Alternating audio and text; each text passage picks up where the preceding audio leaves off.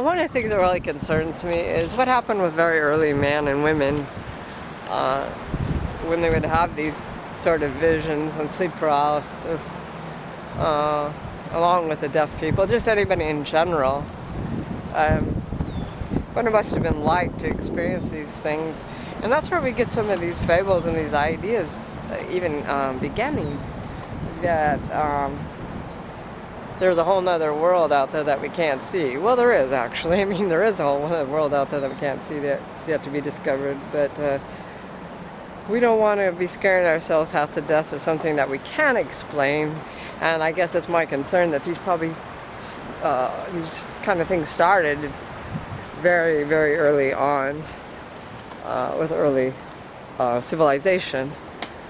And how frightening it must have been, or taking something like even teas and mushrooms, and I'm going underneath the fence right now, I hope. Yeah, how very strange it must have been. It would go when we could record things, if beyond passing the stories along, story time, campfires and things like that, or cave dwellings when we tried to tell stories. How would you explain to somebody things like sleep paralysis? How would you try to explain to somebody after you smoked something and and began to see things?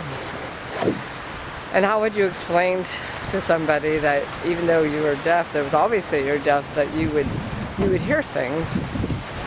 One time I think they put, for a while they put even deaf people who would have these kind of things going on and thought they were more like gods. So that would have been a good time in history for me. I'm certainly not called a goddess now, but it must have been a very strange thing. But it kind of bothers me when people want to just stop with things like that and say that it happens to... Hi there!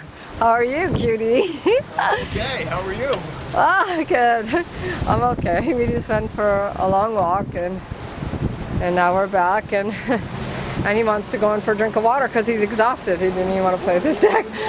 So, yeah. I'm going to stand out here for a minute and sit down. I have a tree fall on my head here. But John has helped me because he went from Catholic to being very skeptical. It started with being lied about Santa Claus.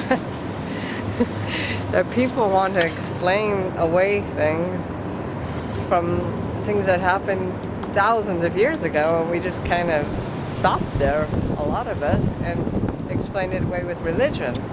And the thing that bothers me about that people wanted to hurt me and shout at me and hit me to bring my hearing back. And when I started having sleep paralysis and I started sleepwalking, then they really wanted to get the omen out of me, get the evil spirits, and my mom and other would would bring over various priests and women's groups to shout at me, and then more recently, before she died, they were trying to speak in tongues.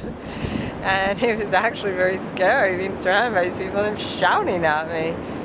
And so deafness is not something that we need to, it's not an evil spirit that needs to go out of people.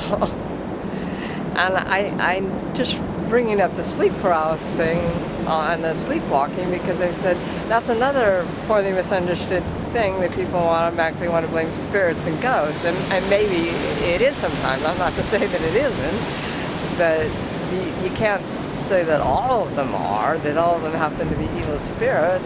And so when I had the deafness and had the evil sleepwalking I was doing and talking in my sleep and walking out in the snow, they thought for sure that I had to go to the priest, I had to go to confession. It's kind of like praying away the gate kind of thing, and it's just really, really quite rude.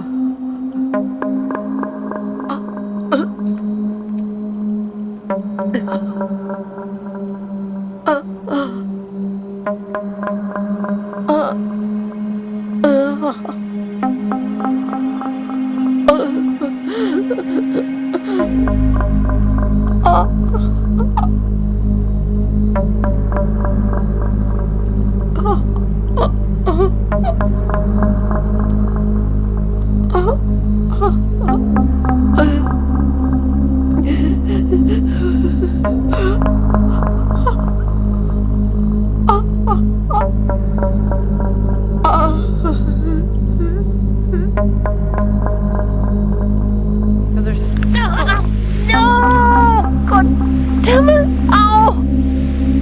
Fuck! Oh, my knee! My knee! My knee! Oh! Fuck! Oh, my new jeans! Not so. My new Hollywood jeans. Fuck!